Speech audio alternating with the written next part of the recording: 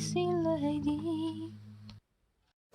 Hi there, this is Joanna, and here is the series of videos about Polish grammar, Polish ancient grammar, Polish language, because now I'm starting the new series, the last one, 6th.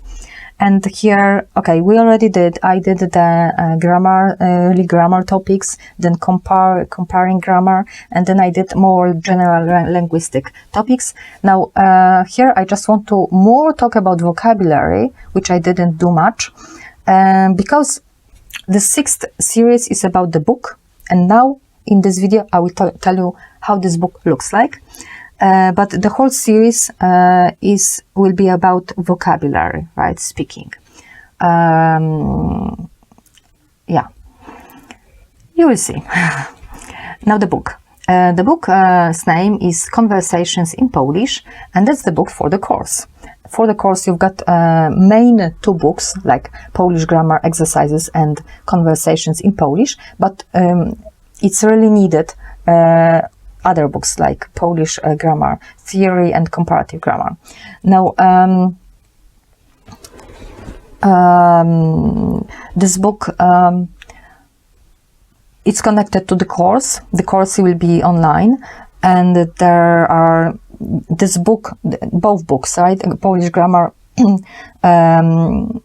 exercises and conversations have 27 chapters because there are 27 lessons. So the course is like 27 plus 27 lessons of grammar and conversations. Now the book of conversations, it's structured that way. You've got dialogues, which I wrote, and they are a little artificial, of course. When we'll have lesson 1-to-1, we'll have our dialogues, right? I will be speaking Polish and it will be more free. But there is a basic dialogue, and then it's Polish, English, and you will be able to listen to this dialogue in Polish on the platform online. You have the source there, but the book just in fragments will be on the platform online. You will have to buy the book in your own electronic or paper form from Amazon. Now, the book is structured by groups of words, because the words vocabulary is in groups, and it's like normal. When you learn a foreign language, you see that the words are in groups, they are in families. They are connected in root morphemes, but also by meaning. And by meaning, it's like in this book, Conversations in Polish, I put the vocabulary together by meaning, meaning the group of words from one group. It's like when you do your bachelor's, for example, in a foreign language, you usually have books from which you learn by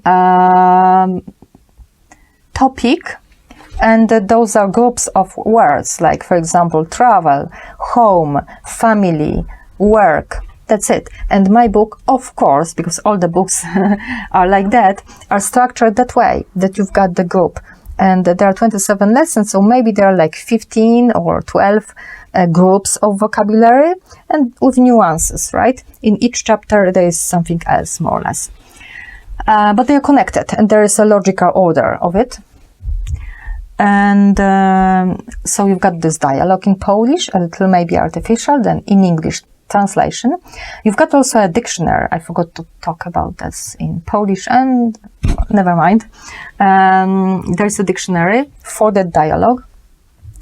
And sometimes I put even the etymological explanations for the words. And then you've got the dialogue taken from the video, the movie, Polish movie, because this is the cultural element. I wanted to put it there. And you can watch that fragment, that video. You will have the link to the full video if it is, or you can search for it on some platform to watch it in full. Those are old videos, Polish videos from all culture. Sometimes even black and white, but they are good and they pronounce properly. They pronounce well. So I took those dialogues. They are written in the book, and you can listen, watch the fragments on the platform. And that's it. That's my book. And remember that the language manifests your world.